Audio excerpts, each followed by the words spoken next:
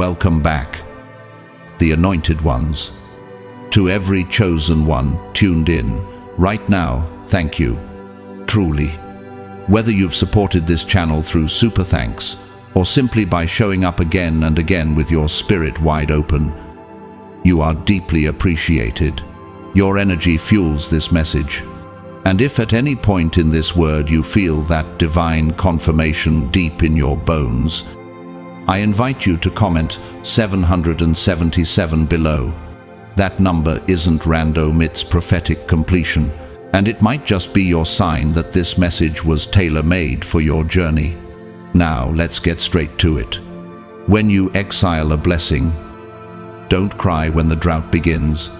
Let that truth sit heavy for a moment, because someone watching this knows exactly what it feels like to be treated like a burden while carrying the very frequency that kept everything intact. What happens when the one holding the foundation leaves? Collapse. That's what. You weren't just a face in the crowd. You were the energetic pulse of your environment, quietly holding up households, teams, communities, even families, with nothing but your spiritual presence.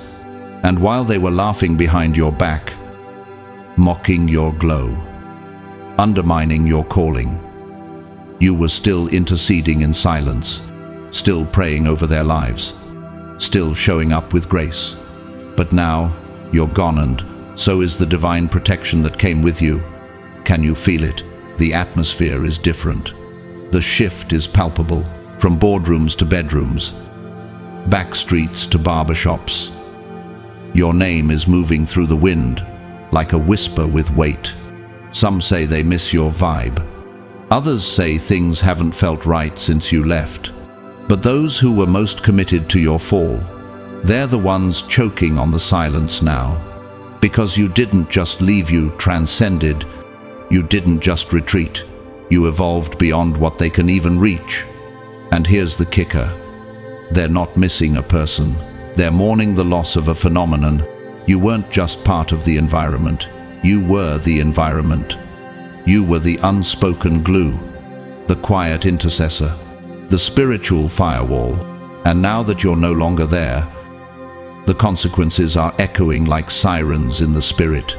What they once ignored has become the very thing they crave, and what they laughed at is now what they regret walking away from.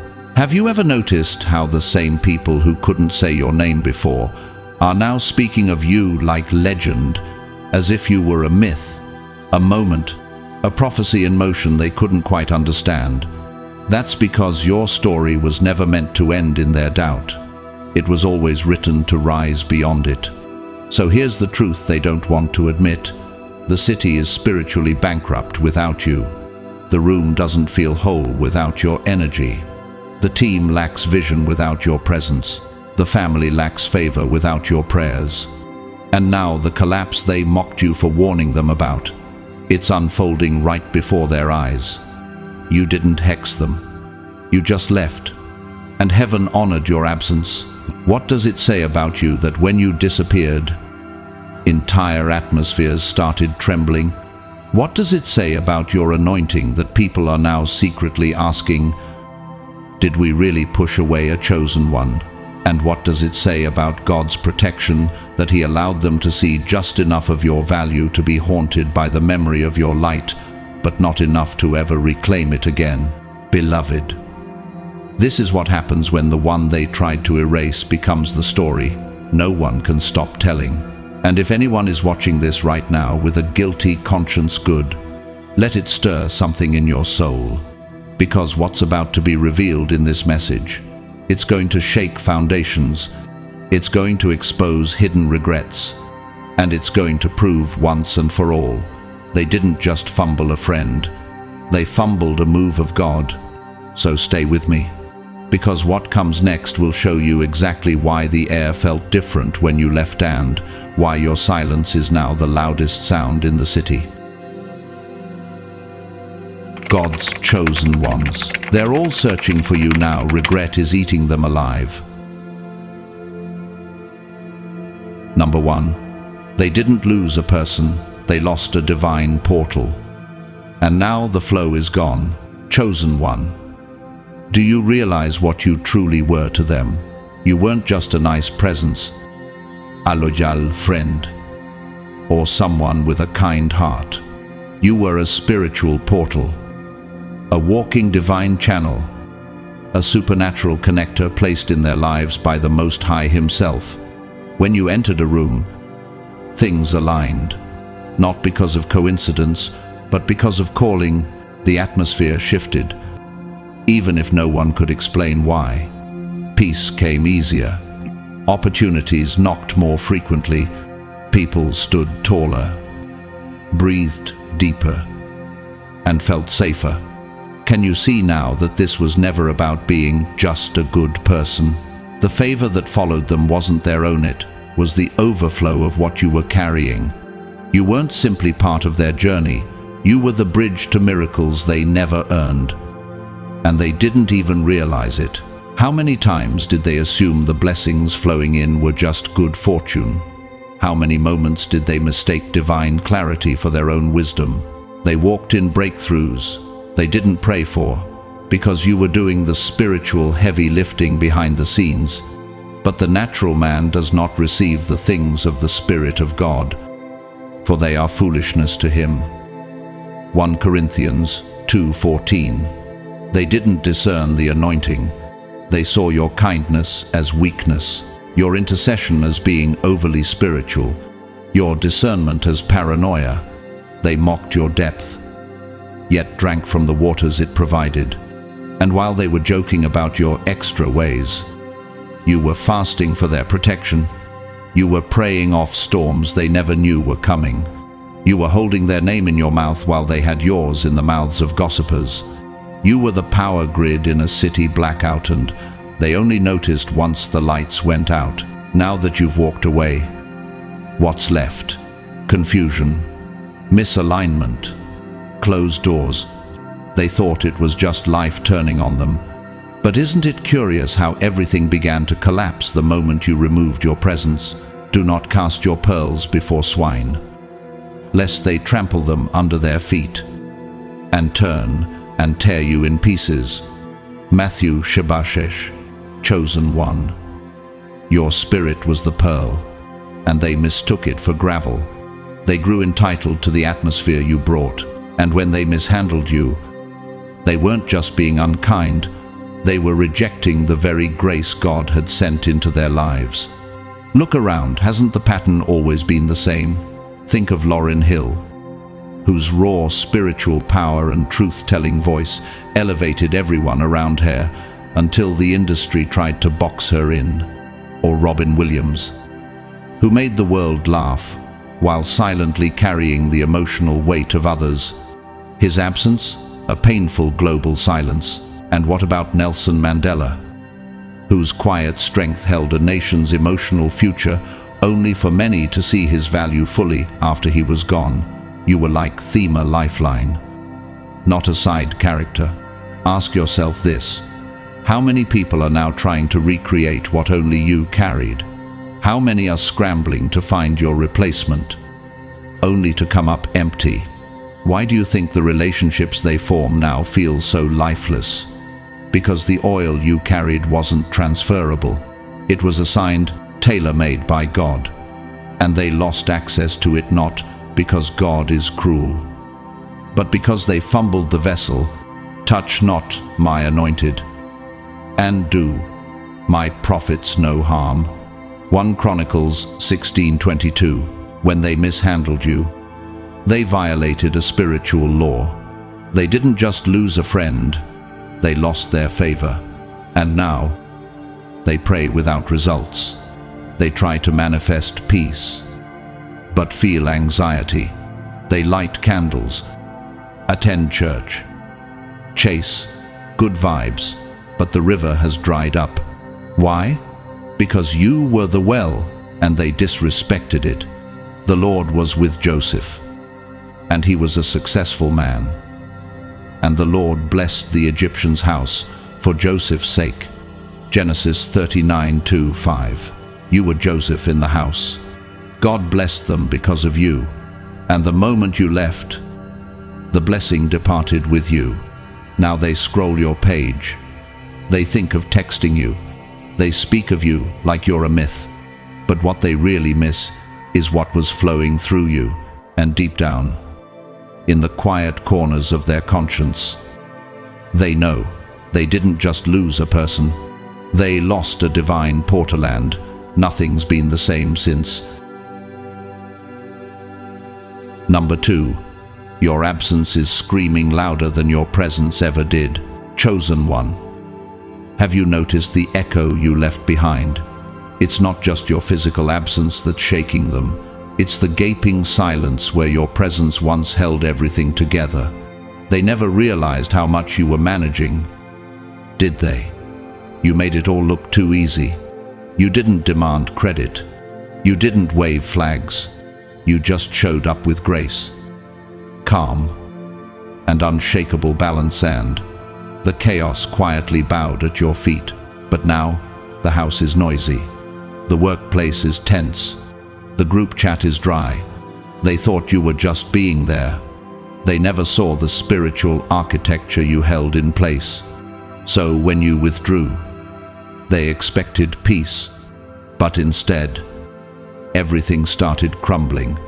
Have you ever watched someone remove a keystone from an arch? That one piece holding the entire structure together? That was you. Blessed are the peacemakers, for they will be called children of God. Matthew Hamesh. Tisha. You didn't just bring peace, you were the peace. They confused your silence for insignificance. They mistook your humility for absence of power, and now they're drowning in the very issues you used to solve without fanfare. How many unspoken tensions did you de-escalate? How many broken emotions did you absorb so others could breathe easier? They called you too sensitive. But your sensitivity was the radar saving them from disaster. Think about Princess Diana, whose quiet grace and compassion stabilized a royal family teetering on scandal. Or Fred Rogers, who never raised his voice but healed millions through gentle presence. Or Anthony Bourdain, who brought broken cultures together over meals and vanished, leaving a global ache. Or even Mother Teresa, underestimated in her simplicity, but moved nations through spiritual grounding. A gentle tongue is a tree of life, but perverseness in it breaks the spirit. Proverbs 15:4. You were that gentle tree, but now, without you, the branches are breaking under pressure. They thought your silence meant you didn't matter, but now that you're gone, the noise is unbearable. The confusion, deafening. The tension, palpable. The balance, gone. They blamed you while you were there, yet now they miss what you brought. Isn't it ironic? When a man's ways please the Lord, he makes even his enemies to be at peace with him. Proverbs 16:7. You didn't argue or explain. You just lived in obedience. And now your quiet withdrawal is convicting louder than any words ever could. They thought losing you would be a relief, but instead, it was a release of every storm you were shielding them from. They called your boundaries betrayal. They called your retreat cold, but now the fires are raging, and you're not there to calm them. And the peace of God, which surpasses all understanding, will guard your hearts and your minds. Philippians 4:7. You were a vessel of that peace, and now the absence of it is punishment, a daily reminder they mishandled something divine. So let them call it stress. Let them label it bad luck. But you and I both know the truth. The moment you left, everything changed. You didn't slam doors. You just walked away. And in doing so, you revealed who was carrying the weight all along. And now, they don't just miss you. They miss the version of themselves that only existed because of your presence. Number 3. They tried to build a city without its cornerstone, and now it's collapsing all around them. Chosen one. Let's get one thing straight. You weren't just a part of their plan, you were the plan's foundation. And now that foundation has been ripped out.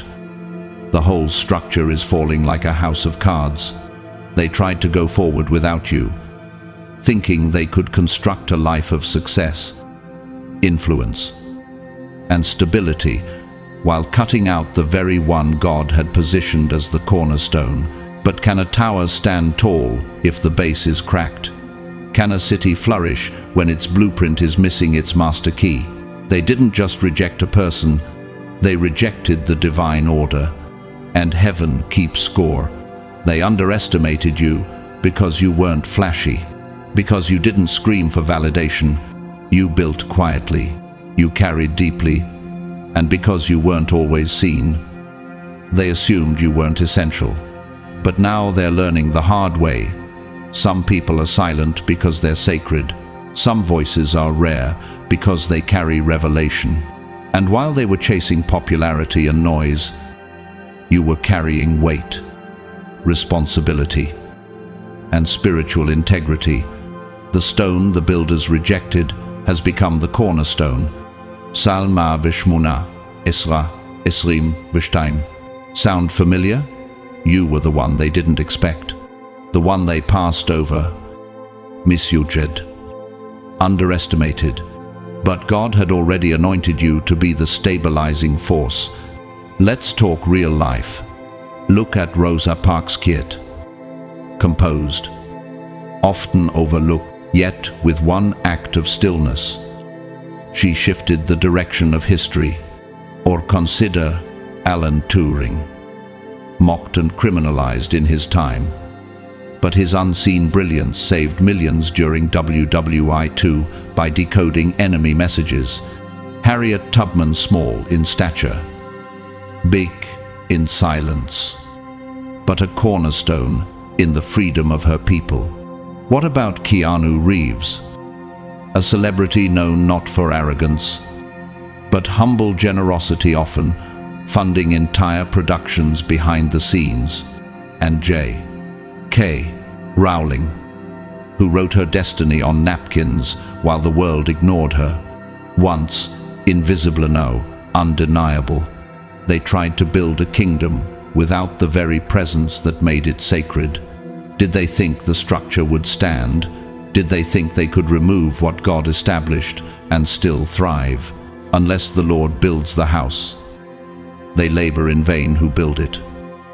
Psalm 127. They labored in vain, because it wasn't their blueprint, it was God's. And they tampered with it. They mistook your grace for naivety, your forgiveness for weakness. They looked at your patience and called it passivity. But you weren't idle. You were anchoring. They couldn't see that while they were planning the future, you were holding up the present. While they were partying, you were praying. While they were scrambling for control, you were quietly keeping the storm from crashing through. And now, the very blueprint they followed is useless. The house feels cursed. Friendships are breaking like cracked tiles. Relationships are leaking like a roof in a storm. The business ideas are buckling under pressure, and yet they can't quite admit it. We should have kept the cornerstone. By wisdom a house is built, and through understanding it is established. Proverbs 24. You were that wisdom. You were the understanding in human form. You didn't just provide input, you were the divine infrastructure. Without you, they built with haste, ego, and fantasy. Now their reality is hitting hard. They may never say it aloud. Their pride won't let them. But deep down, in those late-night silences, in those sleepless regrets, they know everything started crumbling the moment they cut ties with you. What happens when people exile the one carrying the favor? What happens when they discard the stabilizer God sent? They don't just suffer, they spiral. And you've moved on. You didn't retaliate. You didn't campaign for attention. You just walked in purpose. You let the dust speak louder than your voice. Whoever digs a pit will fall into it. And if someone rolls a stone, it will roll back on them. Proverbs 26, 27. They set plans against you, but now those plans have become their own undoing. Not because you cursed them, but because God honors his cornerstones. When a structure dishonors its base, the collapse is inevitable. So now they're standing in ruins. Not sure how to rebuild, but the blueprint is gone, because the only one who ever understood the design was you. Number 4. The spirits that once protected you are now blocking them. Chosen one. You need to know this. Your presence once extended divine favor to others, even when they didn't deserve it. Just being connected to you gave them access to protection, peace, and grace they never earned. Not because they were faithful, but because you were faithful. You were the covering, the gateway, the reason grace stood between them and disaster. But heaven has limits. They may not have known it. But when they stood near you, they were standing in the overflow of divine energy. Their blessings multiplied when you walked in the room. Their relationships flourished. Their health improved. Doors opened. Deals succeeded. Confusion cleared. Why? Because you carried divine order, and spiritual protection hovered over them because it was hovering over you. He who dwells in the secret place of the Most High shall abide under the shadow of the Almighty. Psalm 29:1. They lived under your shadow. Chosen one. But they thought the shadow was theirs. Then they crossed the line. They lied on you, sabotaged you, gossiped, disrespected what they couldn't comprehend. They took the divine for granted, and the spirits that once guarded them shifted from grace to enforcement. Now, they're praying, but heaven is silent. They're fasting, but nothing moves. They ask for breakthroughs, but feel stuck. Why? Because they mishandled the vessel, and spiritual laws do not bend for ego. Do not be deceived. God is not mocked. A man reaps what he sows. Galatians 6:0. What they sowed into your life: disrespect, manipulation, envious. Now the harvest they're reaping, not because you willed it, but because heaven responded. You didn't cut them off. The spirit realm did. The favor that used to protect their car, their family, their sanity has been reassigned. Their storm isn't punishment, it's separation. It's God saying, this vessel is holy, and you can't drink from it while spilling it at the same time. Let's talk truth. Look at Steve Jobs, exiled from his own company only for Apple to nearly collapse without him. Or Tina Turner, disrespected and abused, only for her to rise alone while her abuser faded. Think about Malcolm X, once betrayed by those close to him, yet his legacy outshined them all. Or Chadwick Boseman, whose silent discipline covered a generation of young people, but wasn't honored until it was too late. Even in Scripture, Joseph was thrown into a pit by his brothers, only for Egypt to need the same man they discarded. The Lord will fight for you. You need only to be still. Exodus pais presece. And he did. The spiritual army that once extended your protection toward others is now standing guard against them. So now they sit in spiritual lockdown. No answers, no progress, no peace. And deep inside, something tells them they messed up. They mishandled a chosen vessel. They broke spiritual alignment. And once the alignment breaks, the blessing lifts. When you were in the world, I protected them in your name. I guarded them, and not one was lost. John 17:12. You were like a shepherd, a guardian for others. But now, your assignment has changed.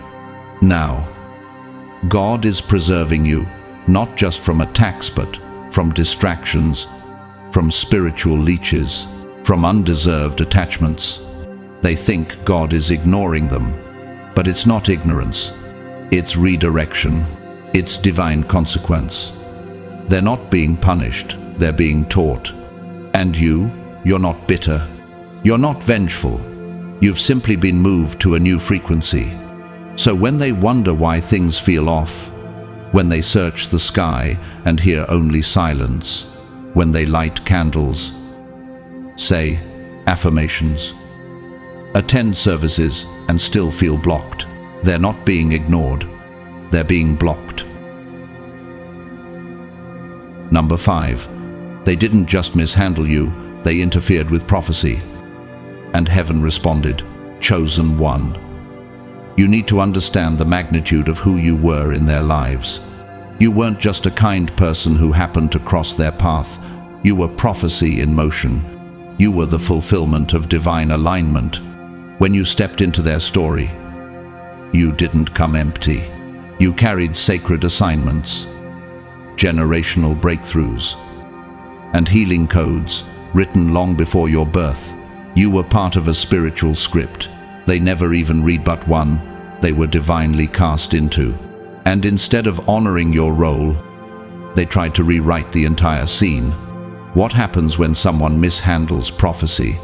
What happens when they treat divine timing like a temporary inconvenience? Before I formed you in the womb, I knew you. And before you were born, I set you apart. I appointed you as a prophet to the nations. Jeremiah 1:5. You weren't a random character, you were a divine appointment. And when they betrayed you, mocked you, or tried to reduce you to something small, they weren't just being cruel, they were rebelling against God's order. They saw your flaws but missed your fire. They saw your vulnerability but missed the volcano of power under your skin. They saw your presence as optional when it was essential. They took divine intervention and labeled it just vibes. But God knows better, and heaven does not allow prophecy to be mishandled without response. Do you think Joseph's brothers understood they were mishandling a prophetic vessel? No. But when famine hit the land, who did they have to return to? The one they threw into the pit. Think of Joan of Arc, who heard divine instruction but was burned by those who didn't understand her mission. Or Selena Quintanilla, whose light was mishandled by someone close, and the world still mourns what could have been.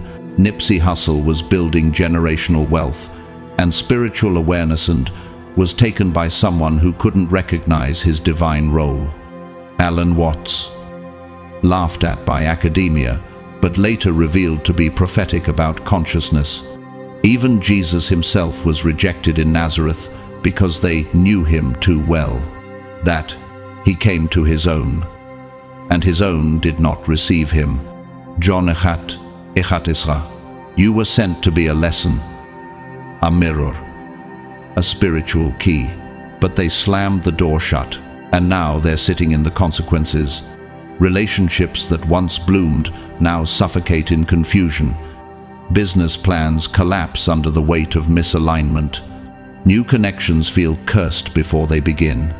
Why do you think they can't move forward? Why do you think the same patterns haunt them like shadows? Do not touch my anointed ones, do my prophets no harm. Psalm 5:5. They didn't just touch you, they slandered, drained, and dismissed a vessel anointed by the Most High. And the fallout? It's not punishment, it's recalibration.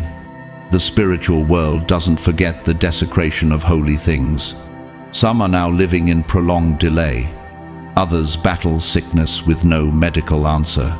Some feel a thick fog of confusion they can't pray away. And the worst part, they don't realize it's tied to how they treated you. When they mishandled you, they rerouted the divine storyline meant to elevate both your lives. The gifts and calling of God are irrevocable. Romans 11:29. You still carry your calling. You still carry the oil. But now, it's protected. It's guarded. It's for those aligned with heaven's timing. So let them say it was just a breakup or just a falling out. But you know the truth. That intersection was sacred. That moment was prophecy. And they didn't just miss you, they missed the miracle attached to you. Now the story is correcting itself. And they're not part of the rewritten chapter. Number 6. They are now haunted by the version of you they could have known and never will. Chosen one. Here's the irony. They thought they had time. Time to play. Time to lie. Time to test your patience and assume you'd always be there waiting. Bending. Softening. But time is not kind to those who mistreat God's vessels. And now, time has done what they never expected. It revealed who you really are. They judged you by your wounds, your delays, your quiet endurance. But you were evolving the entire time. You were transforming silently, right in front of them. And now, the version of you they never respected is gone, and what's left, a version so powerful, so unapologetically aligned, that they can barely recognize the light you carry. Arise, shine, for your light has come, and the glory of the Lord rises upon you. Isaiah 61. You didn't become this out of spite. You became this out of obedience, and now they see your name, your face, your growth, but they can't touch it. They can't reach it. And that's the torment. What's worse than losing someone? Losing the access to someone. Losing the future version of them that you were supposed to walk alongside. They're haunted by what they could have experienced, what their ego forfeited, and now they scroll in silence, replaying the moments they mocked your growth, disrespected your boundaries, and refused to see you clearly. Look at Tyler Perry. Once homeless, dismissed, but eventually rising into billionaire status, with many former critics now wishing they had believed in him sooner. Or Maya Angelou, whose early trauma was overlooked, but whose voice became immortal. Tom Hardy, once labeled a problem, is now one of Hollywood's most respected forces. Adele, rejected by early labels, now reigns as one of the most soulful artists of our generation. Even Jesus, again rejected, crucified, and yet still worshipped centuries later. The Lord is near to the broken-hearted and saves the crushed in spirit. Psalm 34:18. God saw your heartbreak, and instead of letting it destroy you, He let it shape you into someone even their imagination couldn't handle. Now they see your wins, your peace, your glow, but they're not invited. Not because you're cruel, but because access to glory requires alignment. And they chose ego over elevation. They thought they were hurting you, but they were only delaying themselves.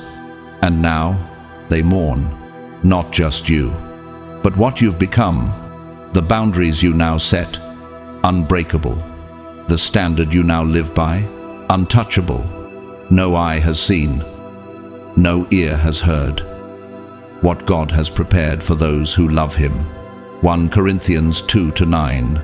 They loved the old youth, one they could manipulate, guilt trip, and gaslight. But the new you, they can't even look you in the eye, not because you changed, but because you healed. And now they sit in their memories, replaying the what-ifs, the should-haves, the maybe-laters. But destiny doesn't pause for hesitation. And now, that window has closed. They didn't just lose you. They lost their invitation to walk with the future. Behold, I am doing a new thing. Now it springs forth. Do you not perceive it? Isaiah 43:19. They didn't perceive it then. but they perceive it no too late. And the most painful part, they built the wall with their own hands. So now they live on the other side of your growth, looking in, silenced by their own choices, watching you become everything they weren't ready for and never will be. Number 7. What they called too much was actually heaven's investment in you, chosen one. Have you ever wondered why people were so quick to call you too much? Why your presence seemed to unsettle them even when you spoke gently?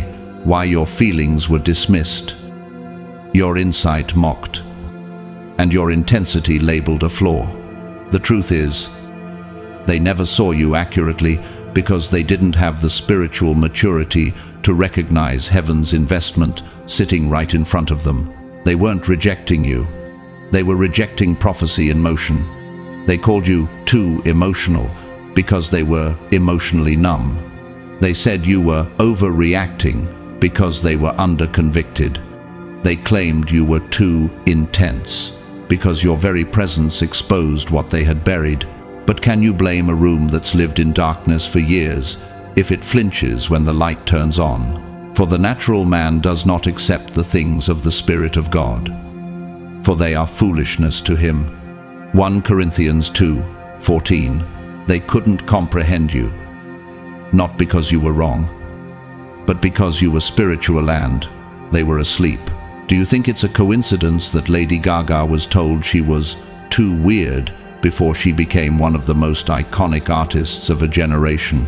Or that James Baldwin was labeled too radical before his words cracked the cultural silence around race and truth? Whitney Houston too dramatic, they said, until her voice echoed through generations as divinely untouchable. Even Van Gogh was called unstable. Yet the very brushstrokes they dismissed as madness now hang in sacred galleries. And Brené Brown, once criticized for being too vulnerable, has become the voice of emotional courage worldwide. Your empathy, chosen one, is not weakness. It's an antenna to heaven's frequency. Your discernment isn't paranoia, it's prophecy. Your passion isn't drummate's fire from the altar of truth. And what they called overthinking, that was spiritual sensitivity, finely tuned by your pain, your prayers, and your process.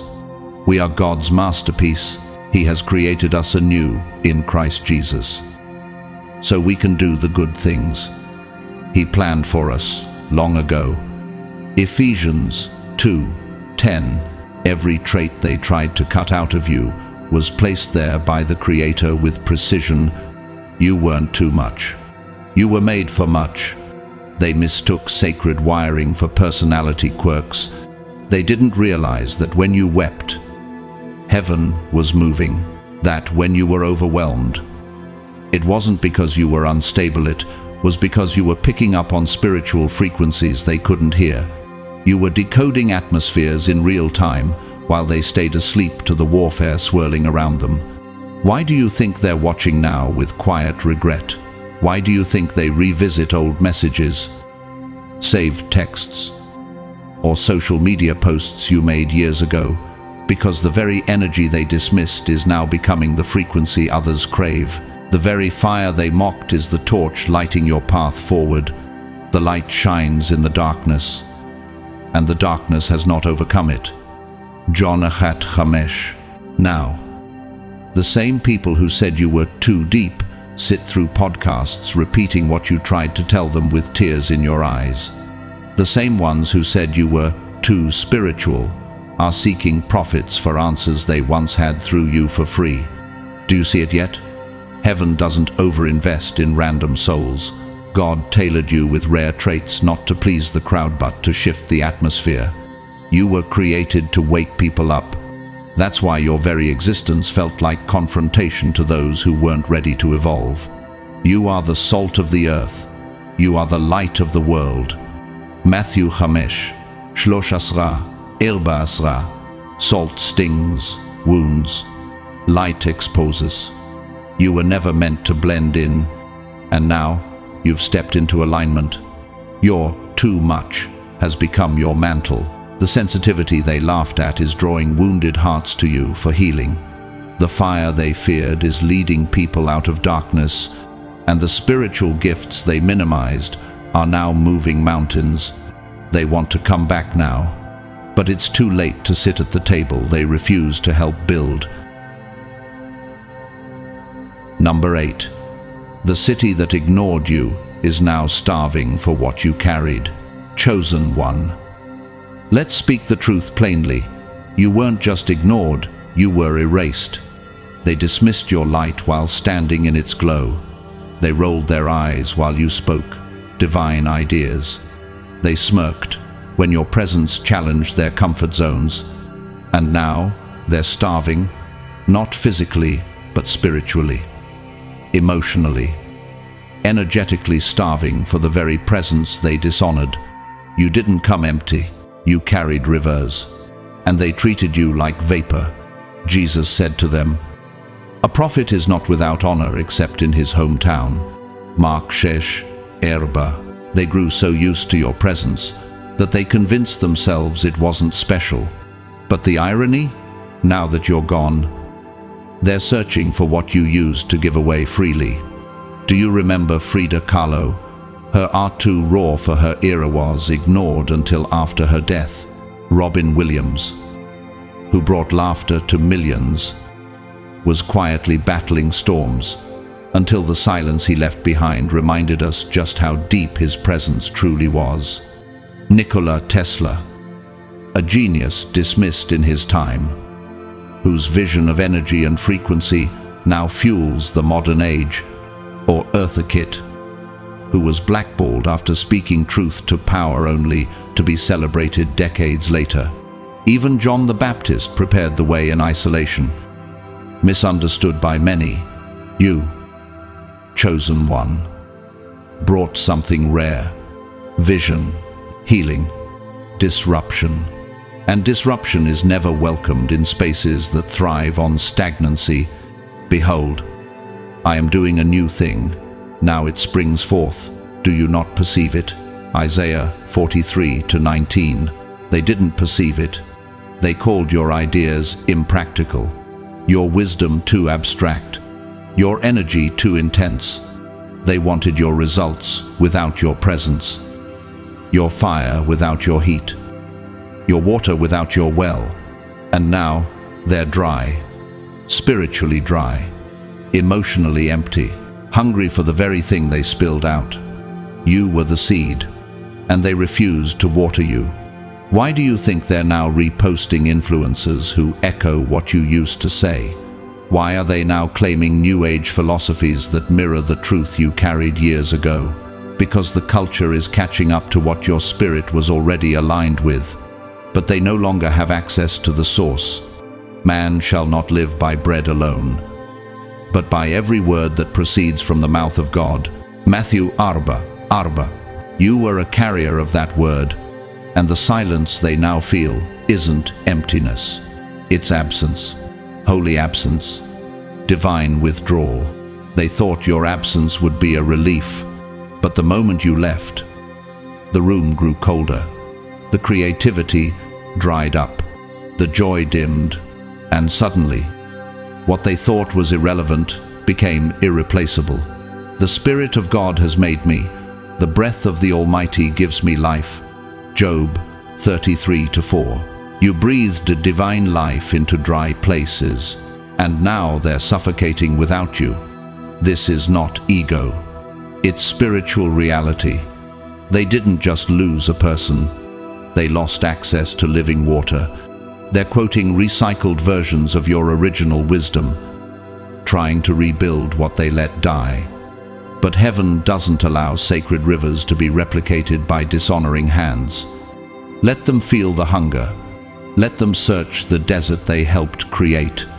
Because the well, it's been sealed, not by spite, but by spiritual order. And you've moved on to build new city zones that recognize the rain when it arrives. Number 9. The same people who discredited you are now quoting you in secret, but they can't carry your oil. Chosen one. Isn't it wild how the same people who rolled their eyes at your wisdom are now secretly studying your every word? The same ones who laughed when you spoke truth are now reciting your phrases in rooms you'll never step foot in. They're reposting your thoughts, rephrasing your insight, and pretending they came up with it all on their own. But you see through it, because while they might borrow your words, they can't borrow your weight. They tried to shrink you in public because they were intimidated by what you carried in private. You didn't just speak from intellect, you spoke from alignment, from the fire of lived experience, from the furnace of rejection, reflection, and spiritual refining. And now they want your revelation without the road that birthed it. But revelation without refinement is just empty echo. A good man brings good things out of the good stored up in his heart. Luke 6:45. They never had that kind of depth, so they tried to silence it. And now they're feeding off the very well they tried to poison. Let's be real. Do you think it's coincidence they're suddenly speaking your language, quoting ideas you planted years ago? That's not growth, it's mimicry. They didn't water their own roots. They're stealing fruit from your tree and trying to make it bloom in their garden. Dr. Maya Angelou was once told she was too poetic for political commentary yet today. Her quotes are etched into government buildings. Prince was mocked for being too eccentric. Now, every artist pulls from his blueprint. Nikola Tesla's genius was ridiculed until the future caught up with his mind. Even Bruce Lee, dismissed for his philosophy, is now a global icon in martial and spiritual mastery. Amy Winehouse, misunderstood while alive, now has lyrics studied like sacred scripture. They didn't lack understanding. Chosen one. They lacked humility. Woe to you when everyone speaks well of you, for that is how their ancestors treated the false prophets. Luke 6:26. They publicly discredited you because the crowd needed a scapegoat, but privately they were watching, listening, learning. And here's the deeper truth. They weren't confused by you. They understood exactly what you were saying, but admitting that would mean acknowledging that you were ahead, spiritually, mentally, energetically. You outpaced them. And for people addicted to hierarchy, your clarity was a threat. So they pretended not to hear, not to be moved. But now that you're gone, now that your silence rings louder than your presence ever did, they're finally hearing what you were saying all along. And they're not just hearing it, they're repeating it. They honor me with their lips, but their hearts are far from me. Matthew 5:10. They're reciting your revelations without understanding their roots, speaking your wisdom with no authority behind the words. It's spiritual plagiarism, truth without transformation. You became their ghostwriter, the invisible author of their public persona. They wear your words like borrowed clothes, but the fit is all wrong. Because they don't carry your oil. They never walked through the pain, the fasting, the long nights of crying out to God. They're stuck in your past truth while you've already stepped into future prophecy. They're living off your spiritual leftovers and you're preparing fresh manna daily. You prepare a table before me in the presence of my enemies. Psalm 5. Let them quote you. Let them mimic you. You've already moved on. You don't need applause, you walk in anointing. While they're busy decorating their platforms with recycled versions of your voice, you're walking with heaven's blueprint in real time. So don't look back. They're stuck in your yesterday. You're walking into tomorrow. And that gap, it can't be bridged with imitation. Only divine favor can birth that kind of originality. And that favor still follows you. Number 10. They're not just searching for you, they're seeking redemption through you. But access has been denied. Chosen one. Let's be clear. Their sudden interest in reconnecting with you isn't about love. It's not about finally realizing your worth. It's about desperation. It's about spiritual survival. The storm they're in now isn't rando. It's the harvest of every seed they planted when they dishonored you. And now, they're hoping you'll rescue them from the very consequences they created. But here's what they don't understand. Your presence was never casual, it was covering. He who receives a prophet in the name of a prophet shall receive a prophet's reward. Matthew, Esagar, Erbaim, Verchat. They never received you as who you were. They treated you like an accessory, not a spiritual lifeline. But they still reaped the reward of being near you until they cut the cord. Now, everything is unraveling. And they're scrambling to reattach. But not because they're healed, because they're scared. They're not reaching out to pour into you. They're reaching out to draw from you, to borrow your favor, to stand near the well they once polluted. They want your proximity, not your person. They want access to your oil without having endured the crushing that produced it. Look at Britney Spears, once used for her fame and fortune, but abandoned when she crumbled. Then later, everyone wanted to help when they realized how broken the system had left her. Or Robert Downey Jr., discarded during his darkest years, only to be begged back when the world saw his value again. Tina Turner, disrespected and abused until her solo career proved she carried the power all along. Kobe Bryant, once misunderstood, ultimately recognized as a legacy builder.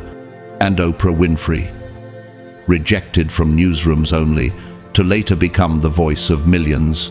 The people circling back now, they're not seeking you, they're seeking relief. They think if they get close again, their chaos will settle, that your energy will heal what their decisions broke. But you've grown wiser, and wisdom has gates. Abuva alels. Guard your heart, for everything you do flows from it. Proverbs 4:23. You used to be their spiritual reset button, their silent intercessor, their emotional sponge, but not anymore. You've learned. You don't heal people who refuse to stop reopening their own wounds. You don't carry others into peace while they keep choosing war. They're not looking for closure. They're looking for escape. They want your presence to cancel out the judgment they know is due. But spiritual accountability doesn't work like that. The gates of mercy stayed open as long as they could, but now they've been sealed not by spite, but by spiritual protocol. Do not give dogs what is holy. Do not throw your pearls before swine. Matthew, Shabbat, Shesh. You were the pearl, the sacred gift, and now that they're drowning, they're hoping you'll reach in and rescue them without them having to repent, without them having to transform. But you're not their life jacket. You're not a divine shortcut. They're not seeking reconciliation, they're seeking redemption through you. But redemption requires repentance, and the days of you sacrificing your peace so others can avoid their own process, those days are over. Each of us will give an account of ourselves to God. Romans 14:12. They will have to face what they did, without hiding behind your forgiveness, without using your grace as their crutch.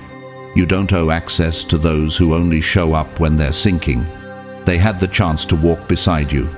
They chose to break you, and now they don't get to use your light to escape the darkness they invited. So yes, they're searching for you, but what they really want is redemption through you, and what they've found instead is a boundary they cannot cross. The gates have closed, not in anger, but in wisdom, and now they'll have to learn how to face themselves without using you as their way out. Number 11. Your exile was the exact moment their protection lifted, and now they know it. Chosen one. They thought removing you would solve their problems. They believed that distancing themselves, disrespecting you, or cutting you off would somehow lead to peace. They thought they were eliminating drama. What they didn't know, what they still struggled to admit, is that they didn't just walk away from a person, they walked away from their protection. You weren't a problem to manage. You were a covering. Your presence wasn't just emotional support. It wasn't just encouragement or kindness. You were a spiritual firewall, a divine shield, a walking umbrella in the middle of a storm they didn't even know was coming. The truth is, you were holding back forces that were far above their pay grade, but you didn't boast about it. You didn't announce your intercessions. You just stayed faithful. You prayed when they didn't. You discerned when they were blind. You stood in the gap when they left themselves wide open. The angel of the Lord encamps around those who fear him and delivers them. Psalm 34:7. You carried angelic protection, and by simply being close to you, they were standing inside that sacred circle. But they didn't fear God. They feared being wrong about you, and in trying to preserve their ego, they forfeited divine favor. Think about it. How many times did things just work out for them while you were there? How many crises were averted at the last minute? How often did they feel an unexplainable calm in your presence? They may not have said it, but they felt it. And now that you're gone, the spiritual atmosphere has shifted, and not in their favor. Look at the pattern. Fred Rogers, better known as Mr. Rogers, wasn't flashy or loud, but his presence carried warmth, safety, and deep peace. After his show ended, studies found increased aggression in children who lost that gentle presence on screen. Nelson Mandela, while imprisoned, quietly mediated conflicts, even behind bars. Once he left, chaos erupted in places he had stabilized. Diana, Princess of Wales, brought a humanizing energy to the royal family, one that left a vacuum upon her exit. Bob Ross wasn't just painting trees, he was creating therapeutic sanctuary, and many have said his absence created a noticeable cultural void. Even Mr. Miyagi, though fictional, reflects the quiet protector archetype, always absorbing blows for others, never asking for thanks. Chosen one. You were their spiritual Miyagi, and when they dismissed you, they dismissed the very hands that were holding back the storm. He who dwells in the shelter of the Most High will rest in the shadow of the Almighty. Psalm 94:1. They thought the peace they had was a product of good luck, timing, or even their own goodness. But it wasn't. It was your shadowed obedience, your consistency, your prayers whispered behind closed doors. You were standing between them and spiritual warfare, and they never knew it. So what happens when you remove the umbrella in the rain? Chaos, exposure, consequence. After you were exiled, whether through slander, betrayal, manipulation, or indifference, everything began to unravel. Have you noticed? The money that used to flow is blocked. The clarity that once existed is clouded. The support system they leaned on is cracked. And their relationships? Shaky, restless, exhausted, but still. They can't admit it. They blame stress, Mercury in retrograde, bad vibes, everything but the truth. They exiled the very one who was spiritually shielding them.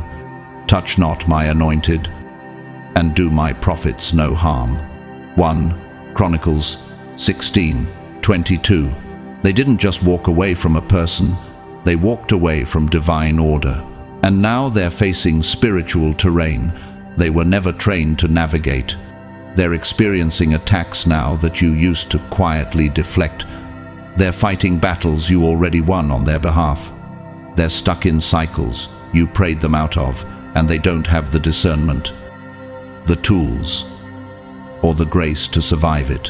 Why do you think they feel spiritually disoriented now? Why are they second-guessing everything? Why do they keep seeking peace, but only finding anxiety? Could it be because they walked out of the covering God placed over them? Whoever dwells in the shelter of the Most High, no harm will overtake you. No disaster will come near your tent. Psalm Tishaim Ve'echat Echat. Sure, that covering extended to them simply because they were close to you. It wasn't earned, it was borrowed, and when they dishonored the source, the shelter lifted. They may never say it out loud. Their pride won't let them. But in the quietest hours of their day, in the silence of their car, in the stillness before sleep, they feel it. They remember how peaceful life felt when you were present, how organized things were, how doors opened, how problems had solutions. And now, it's like they're moving through fog, tripping over battles they never saw coming, and still, they try to crawl their way back spiritually. They pray, hoping for open gates. They manifest, trying to will their way into a peace that once flowed naturally. But here's the truth. The gates have changed. What was once mercy has become a boundary. What used to be access has become protection from them. Do not be deceived. God is not mocked. A man reaps what he sows. Galatians 6:16. They sowed exile, and now they're reaping exposure. Let's be real, some of them didn't just push you away. They tried to break you on the way out. They used your kindness against you, twisted your silence into weakness. But what they couldn't break was your anointing.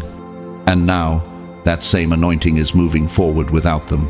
They thought you were the cause of their problems, but you were the one protecting them from problems far greater than they ever knew existed. You were the reason the enemy didn't gain access. You were the barrier, the lighthouse, the unrecognized covering, for you bless the righteous. O Lord, you cover him with favor as with a shield. Psalm 5:12. Your favor acted as their shield. 2. And they threw it away for the illusion of control. And now that favor has returned solely to its rightful bearer, you. So what's left for them now? Regret. Not always loud, but real. Some may try to come back, not because they've changed, but because they crave relief. But you've learned, not everyone who says, "I miss you," means, "I value you." Some just miss the blessings that came with you. And that's why you're no longer accessible, like before. This isn't bitterness, it's wisdom. You were the firewall, the buffer, the spiritual intercessor they didn't appreciate. And when they walked you out, they unknowingly walked their protection out, too. And now, the storm has arrived, and they're facing it alone. Number 12. They tried to dim you because your light exposed their darkness. Chosen one. What if I told you that their rejection of you was never about who you are, but what your presence revealed in them? You didn't enter their lives as a threat. You came as light, not to boast, not to overshadow, but to illuminate it, to bring clarity where there had been confusion, to awaken what was asleep, and to spark growth in hearts that had grown stagnant. But instead of gratitude, you were met with resistance. Instead of celebration, you faced sabotage. And it wasn't because you were wrong, it was because you were right. Have you ever wondered why people who once praised you suddenly turned cold? Why they mocked your spiritual depth, questioned your intentions, or laughed behind your back? It's because your very existence interrupted their illusion. You didn't need to shout. Your silence alone carried weight. You didn't try to dominate, but your authenticity made their performance unbearable. You were the truth in a space that had grown comfortable with lies. The light shines in the darkness, and the darkness has not overcome it. John 1:8. Chamesh, NIV. You didn't ask to be light. God made you that way. Your light is a divine assignment, not a personality trait. You were born to walk into rooms and shift the atmosphere, not because you're forceful, but because your presence is pure, and purity disrupts anything built on pretense. They couldn't control you, so they tried to contain you. They couldn't match you, so they mocked you. Look at someone like Rosa Parks. She wasn't loud. She didn't raise her voice. She simply refused to move. Her stillness lit a flame. It exposed injustice. It disrupted a system, and for that, she was attacked, not because she was wrong, but because her light made the darkness unbearable. Chosen one. Has your peace ever made people uncomfortable? Has your discernment ever been labeled too much? That's how you know you're walking in divine alignment, because when you shine with the light of God, you don't even have to speak to make spirits react. Your clarity shakes their confusion. Your growth highlights their stagnancy, and your healing reminds them of wounds they've buried deep. They started small, didn't they? A snide comment here, a dismissive look there, a laugh at your expense, masked as a joke. But it escalated into gossip, gaslighting, manipulation. Not because you changed, but because you didn't. Because you refused to water yourself down to make others comfortable in their dysfunction. You are the light of the world. A town built on a hill cannot be hidden. Matthew Chamsh, Erba Asra, NIV. And isn't it wild? Chosen one. How they thought dimming your light would make them shine brighter, that pushing you out would make the room feel safer. But instead of relief, all they found was a suffocating silence. Because your light didn't just illuminate the darkness, it brought order to their chaos. You were holding things together in ways even you didn't realize. And once you were gone, everything unraveled. Chadwick Boseman shined without ever needing to be the loudest in the room. He walked in integrity, depth, and excellence even, while battling cancer. But not everyone celebrated him while he was alive. Some ridiculed his weight loss. Others minimized his power, until the truth surfaced and, suddenly the world realized what they had lost. His light was too divine to be understood in real time, just like yours, chosen one.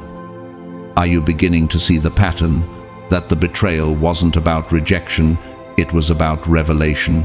You revealed too much. You saw too clearly, and in a world addicted to self-deception, seeing clearly is dangerous.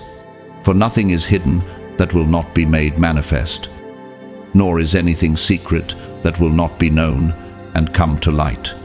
Luke 8:17, ESV. They never wanted healing. They wanted comfort, and your presence disrupted that comfort. You weren't sent to make people feel cozy. You were sent to awaken them. But awakening is uncomfortable. It demands accountability. And when faced with that choice, they didn't rise to meet your light. They chose to attack it. Princess Diana experienced this on a global scale. Her compassion, honesty, and emotional intelligence exposed the coldness of the systems around her. She was punished for her empathy. Her light shone too brightly, and it revealed shadows no one wanted to deal with. But here's the beautiful part. Chosen one, their attempt to dim you didn't work. In fact, it backfired. You didn't shrink, you expanded. You didn't break, you blossomed. You didn't retaliate, you rose. And now, from a distance, your light burns even brighter. The very thing they tried to silence has become a torch for others to follow. Arise, shine, for your light has come, and the glory of the Lord rises upon you. Isaiah 61, ni. They're stuck, aren't they? Still playing small, still living behind masks, still cycling through confusion. Meanwhile, you're stepping into destiny, no longer dimming yourself to make others feel safe in the shadows. You've become proof that divine light cannot be snuffed out, it only multiplies. Think of Oprah Winfrey. She was fired from her early job as a news anchor for being too emotional. But that same emotion, her authentic light, is what built her empire. What the world called a weakness was her greatest divine weapon, just like your sensitivity, just like your discernment, just like your intuition. They thought they were rejecting a person.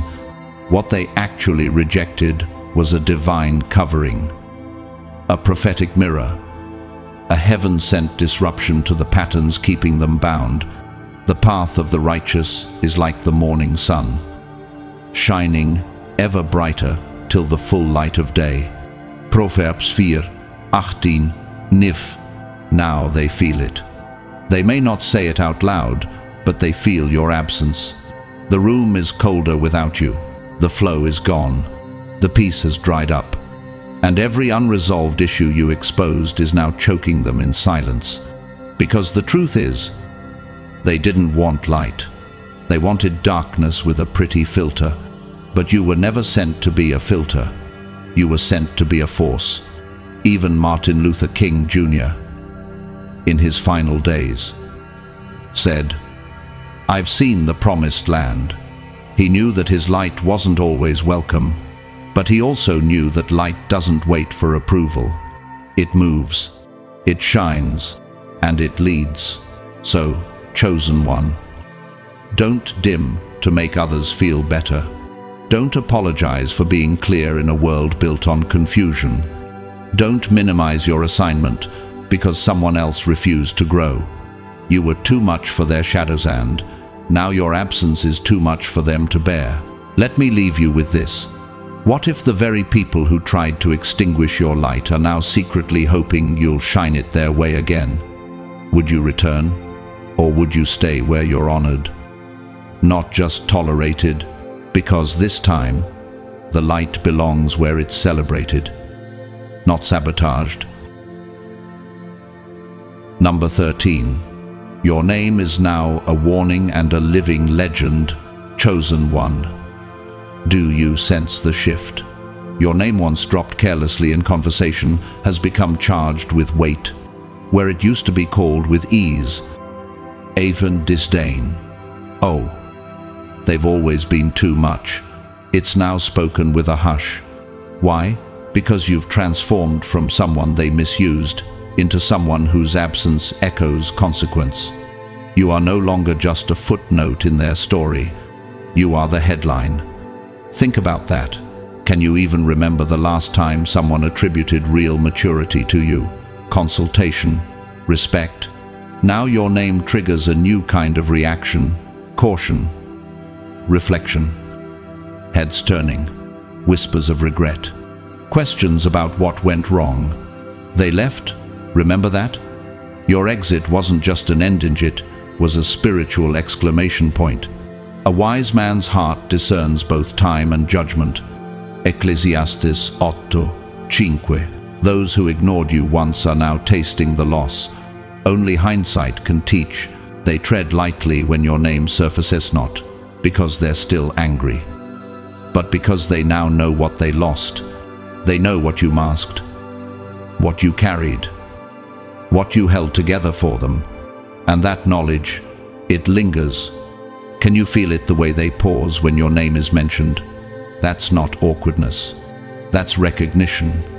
It's the realization that you weren't just another person. You were necessary. A turning point. A spiritual checkpoint. And what they once dismissed is now their cautionary tale.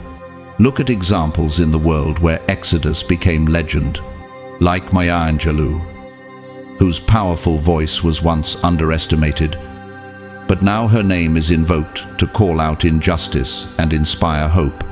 Or Captain Chesley Sully Sullenberger, whose calm competence saved lives now. His story is a standard for leadership under pressure.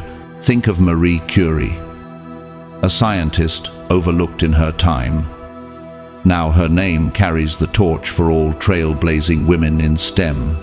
Nelson Mandela Once, the imprisoned agitator. Later, the moral beacon for a nation, and now the very mention of his name commands respect. And consider Bruce Lee, whose philosophy of martial arts and identity reshaped generations, still quoted, still revered, still profound. You've become that kind of presence, the kind people quote but dare not challenge, the kind they recount in hushed tones, the kind they turn into legends. A good name is more desirable than great riches, and loving favor rather than silver and gold. Proverbs 22:1.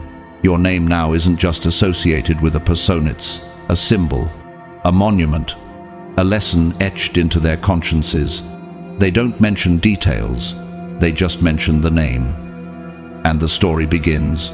That's how legends live, not by force, but by lingering after the person is gone. But why now? Why did your exile elevate you from invisible to unforgettable? Because your absence exposed the ecosystem they built around your presence. You weren't just helpful, you were catalytic. You sparked growth. You held tensions. You carried grace. And once you were gone, the place you occupied became an empty foundation, not just in logic but in spiritual architecture. By you slay a man, by your knowledge strike down a warrior. Proverbs 24:5.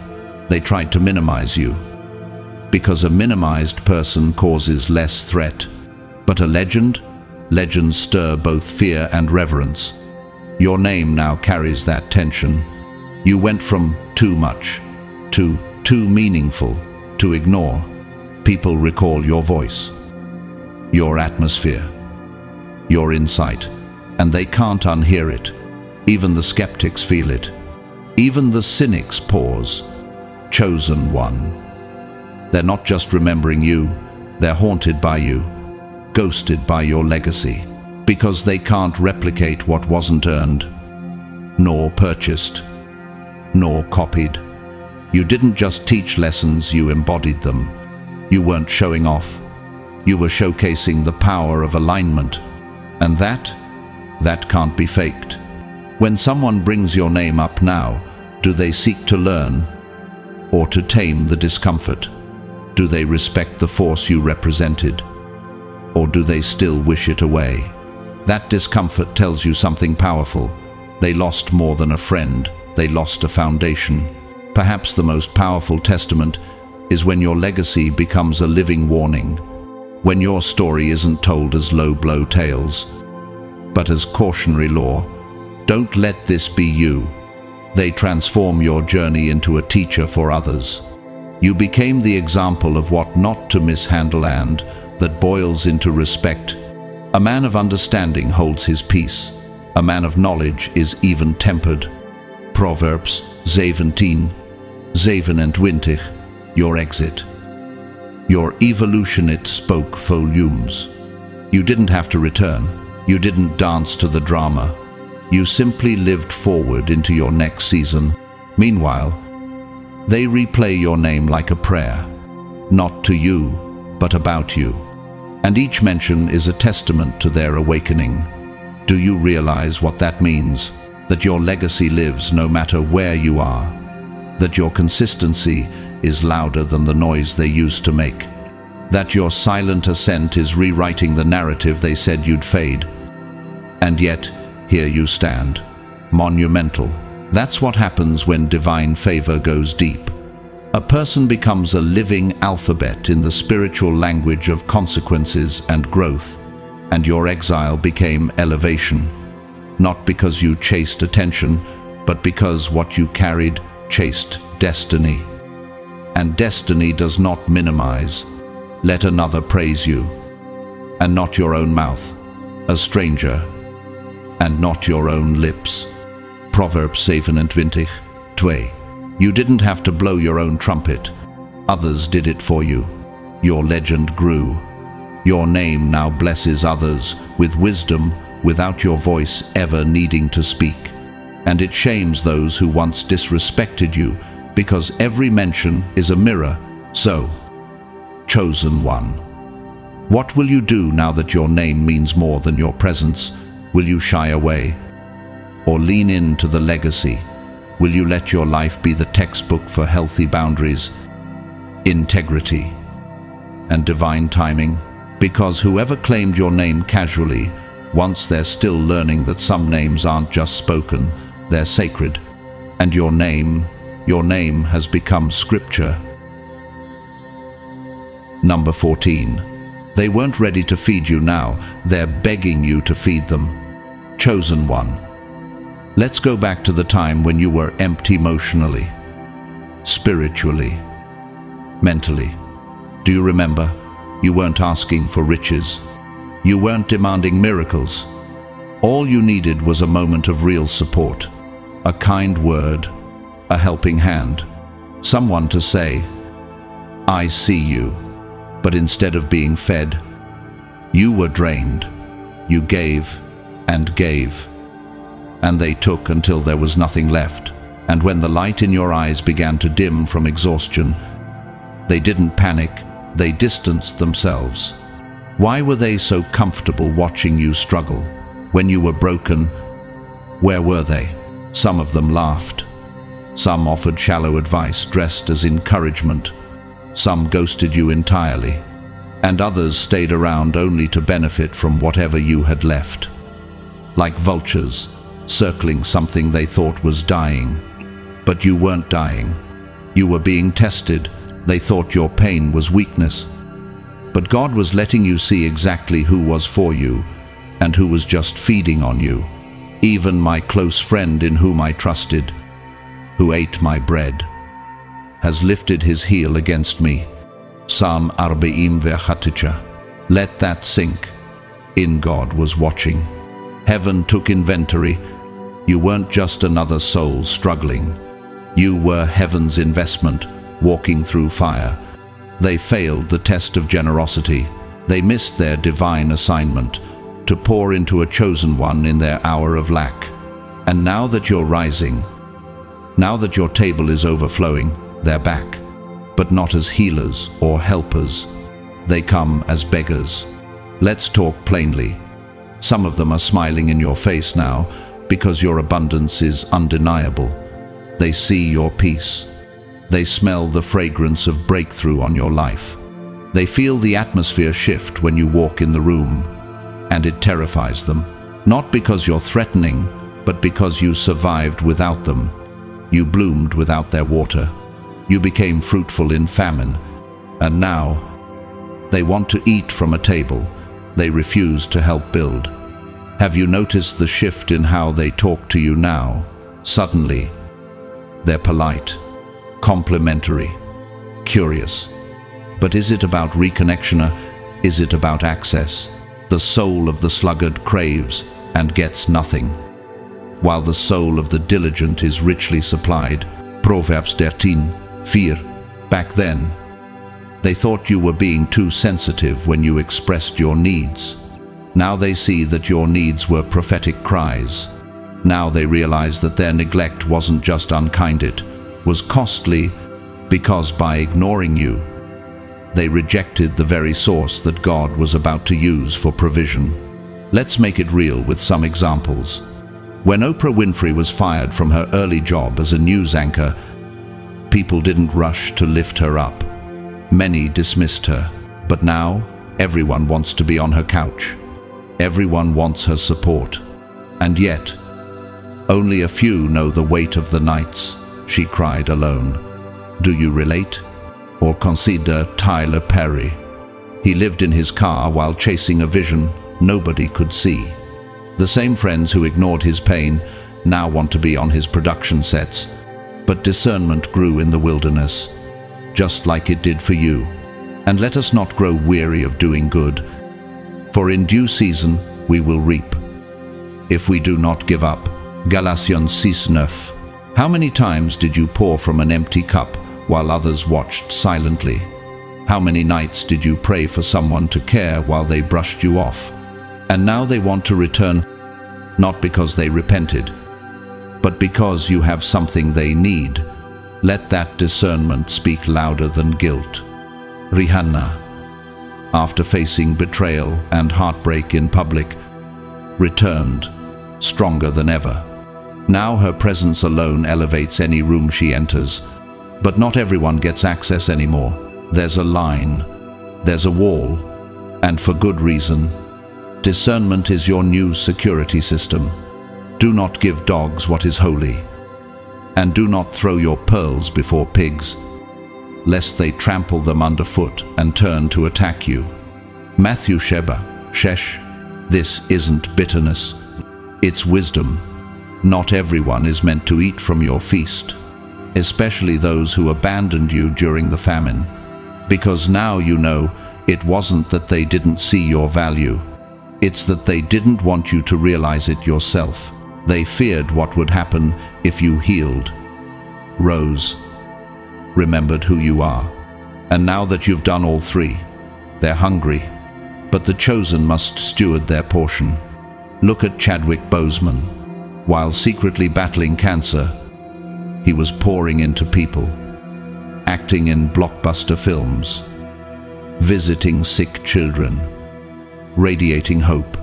Some overlooked him, but after his passing, the world saw what they missed, a vessel of greatness carrying quiet glory. Sound familiar? Chosen one. Your table is sacred, and access is not automatic. They used to say things like, "You'll be fine. You're strong," not realizing that strength was forged in suffering they helped create. And now, the same mouths that minimized you are speaking your praises. But God gave you memory for a reason, not to hold on to pain, but to remember patterns. You remember what it felt like to starve next to people who were full of love they refused to give. Whoever closes his ear to the cry of the poor will himself call out and not be answered. Proverbs 21:13. Now the irony is undeniable. They're hungry, spiritually empty, emotionally bankrupt, and your presence is the very one that can feed them. But they burned the bridge they need to cross. And you're not bitter. You're blessed, but you're also wise. The price of admission is no longer flattery. It's fruit. And fruit doesn't lie. Have you noticed how they try to rewrite history now? How they say, "We were always cool. I always believed in you." But you remember the silence. You remember needing encouragement and receiving condescension. You remember how they looked away when you needed them to look in. You prepare a table before me in the presence of my enemies. You anoint my head with oil. My cup overflows. Psalm 23:5. Yes, God prepared that table. Yes, your cup is overflowing. But here's the truth. That seat they now want was already assigned, but they forfeited it. And now they want it back because they feel entitled to your blessing. But what they didn't know is that the old you died in the hunger. The evolved you is a steward of abundance, not a slave to approval. Steve Harvey talks openly about the friends who disappeared when he was homeless and how they suddenly reappeared when he made it. But not everyone was welcomed back. Why? Because absence during struggle reveals more than presence during success. And you, chosen one, have learned this firsthand.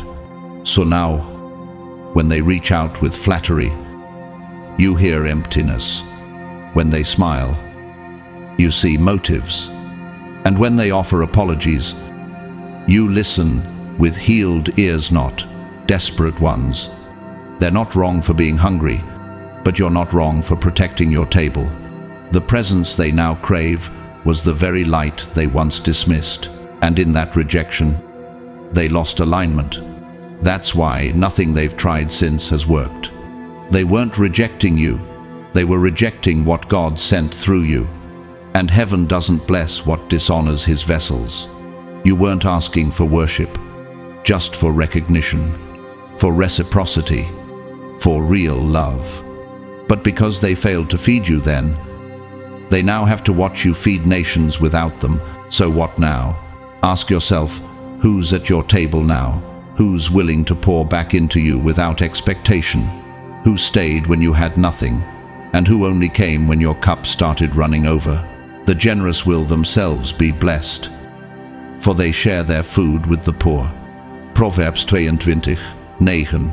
Remember, you're not here to carry bitterness. You're here to carry glory. But glory demands discernment, and discernment protects destiny. Not everyone gets a seat anymore, and that's okay. You didn't grow just to become soft for those who hardened their hearts when you were in need. You grew to carry something sacred, and sacred things must be guarded.